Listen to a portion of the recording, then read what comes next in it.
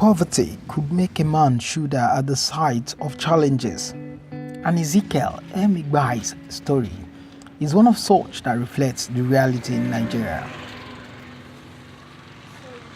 I had seen him lying right here the previous night before help and joy came to him in the morning. When I saw him, I pulled over to check if he was alive. He muttered some words I could barely hear.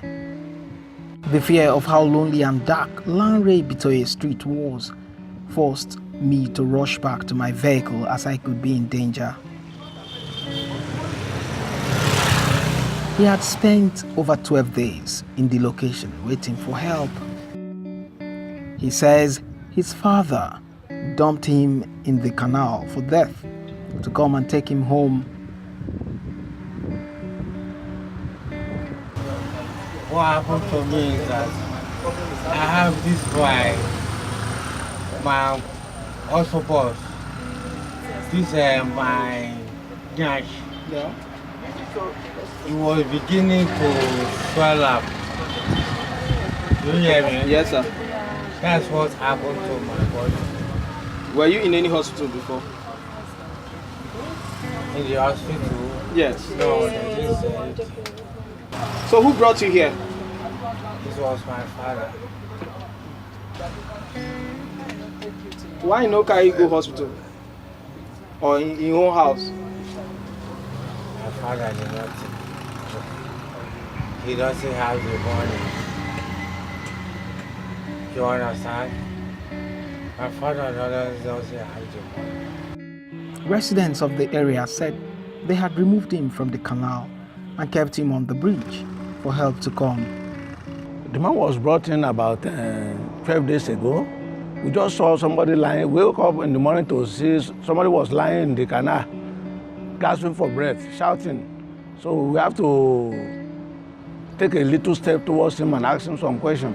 He said he was chased out of of loot because of inability to pay his hospital bill.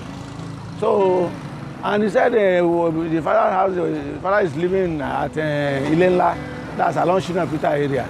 But because of the condition, as it's due to the strain at his body, so everywhere was smiling. So he was chased out of the house, and the father dumped him there.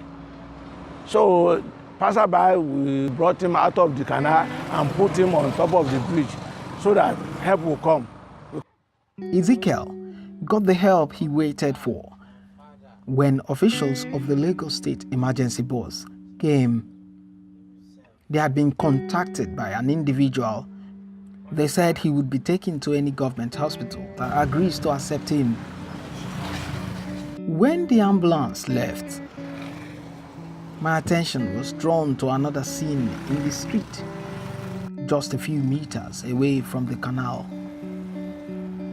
A corpse had been dumped there, causing a form of worry for residents who now fear their dark street was gradually becoming a dump for cops and people that are ill and near death. Mr. Ibitoye wants the government to address certain issues that may have led to the dumping of the cops there. Maybe it's now time for the government to listen to our long-time yearning that this place should be illuminated first, so that from far you can see whatever is happening. Then security around this area should beef up. We need patrol. Government have been trying. We should give kudos to the government of Ambode, but more still need to be done. This canal, as you can see, is very porous. Access in and out is a very gateway for the underworld people. Whenever you see them, when you are trying to maneuver on them, even if the police come, they will just enter the canal. Before you know what's happening, they are gone. So we need a kind of barricade. That's the four sides, two sides each of the canal. Before officials of the Ministry of Health, who refused to speak with Bounce News, took away the cops, some persons said they knew the man. They told a story of how he was knocked down by a vehicle and that the driver was forced to take him to a hospital. That story ended here, and his corpse has been taken to a mortuary in Yaba.